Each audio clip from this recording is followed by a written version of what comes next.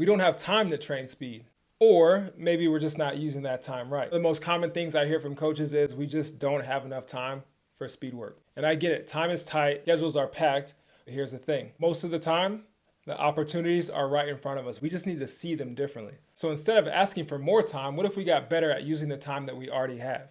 And I use 3 key areas to solve this problem. None of them require overhauling your program. They just require intention. Number 1, the weight room. First, let's talk about the gym.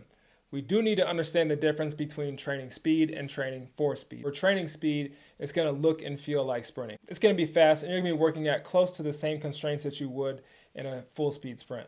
If we're training for speed, we're focusing on the individual or isolated components that all come together to help us run faster. See, the thing is, nothing that you do in the weight room is going to have a direct transfer to your speed work, but it can absolutely support our speed if we know what matters. So what does matter? Well, we need a strong and reactive foot complex. We need powerful hip extension, and we need the ability to extend through the hip without it leaking through to our lower back. That means we train hip extension in basically every way possible, through big ranges, under heavy loads, at fast velocities, and with repeated exposures.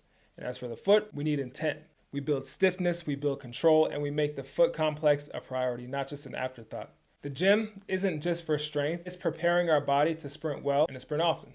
Second, let's look at what most teams call activation. This is usually the 10 to 15 minutes before team training or practice. A lot of times it's filled with foam rolling and redundant stretching. That right there is a missed opportunity. So instead of rolling around for 10 minutes, we can use this time to rehearse some key sprint patterns. Also help the athletes to start to feel some of the positions and the rhythms that they're going to need at full speed. So think things like positional isometrics or rhythm-based skipping or bounding. It doesn't have to be complicated, but it does need to be intentional. Use this window to help athletes connect with positions that will transfer to the field. And number 3, the biggest opportunity of them all, your warm-up. So here's the truth. Most warm-ups are filled with things that we could have either done in our activation or things that don't really move the needle at all when it comes to speed. And sometimes I ask coaches why they do the things that they do in their warm-up. The answer is, well, because that's how we've always done it. So we need to be honest with ourselves and really audit our warm-ups and ask what things are giving us the biggest return on investment, the biggest return on the time we spend doing them. So I know for a fact a lot of clubs love their sprint ABCs,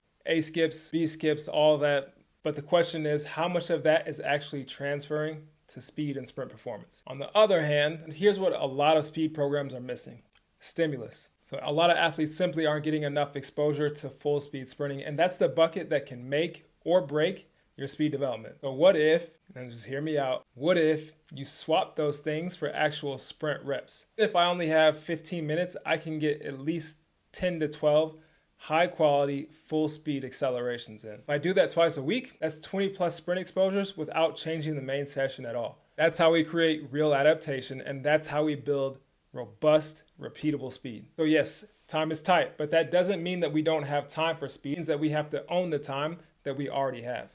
The weight room, the prep block, the warm-up. Each one is an opportunity if you're willing to stop doing things just because that's how we've always done it. So train for speed, make it intentional. You'll start to see the results that you've been missing.